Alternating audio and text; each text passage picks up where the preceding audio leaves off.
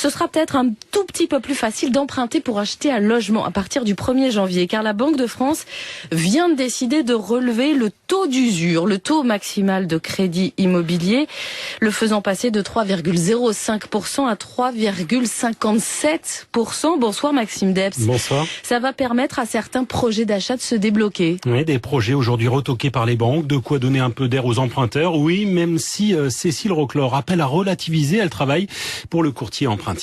En fait, cette augmentation du taux d'usure qu'on attendait tous, elle est malheureusement à la hauteur de ce qu'on attendait, c'est-à-dire pas énorme.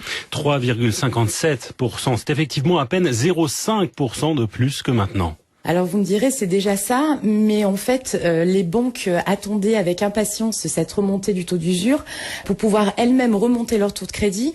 Aujourd'hui, elles perdent de l'argent lorsqu'elles prêtent pour un projet immobilier, puisqu'elles courent après le coût de l'argent depuis plusieurs mois maintenant. En gros, le répit devrait être de courte durée pour les ménages désireux d'emprunter qui ne vont pas pour autant non plus payer moins cher leur crédit. Clairement, ce sera le deuxième effet pour les ménages les plus modestes. C'est à la fois des banques qui auront probablement moins envie de réaliser leurs projets, tout en ayant un coût du crédit plus élevé qui pourrait lui-même les empêcher de se financer. Alors pourquoi pas le relever franchement, ce taux d'usure, Maxime, à 4% par exemple, pour permettre au plus grand nombre d'emprunter? Eh bien parce que déjà l'idée de ce taux d'usure à la base, c'est de protéger l'emprunteur d'une situation de surendettement. Et puis Hélène, cette première intention peut très bien aussi en cacher une autre. Le deuxième élément, probablement, c'est une stratégie qui vise à faire baisser les prix de l'immobilier.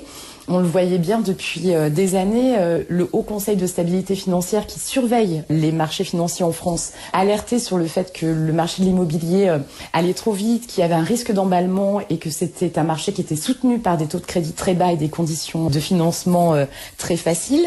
Et ça plaide pour ne pas toucher au taux d'usure, c'est arriver à normaliser un marché, faire baisser les prix de l'immobilier pour les ménages. Ce dossier du taux d'usure qui ne manque pas en tout cas de technicité, ce qui n'a pas fini d'user les futurs emprunteurs. Et nous aussi d'ailleurs. Dossier complexe, éclairage limpide, signé Maxime Debs. Pour une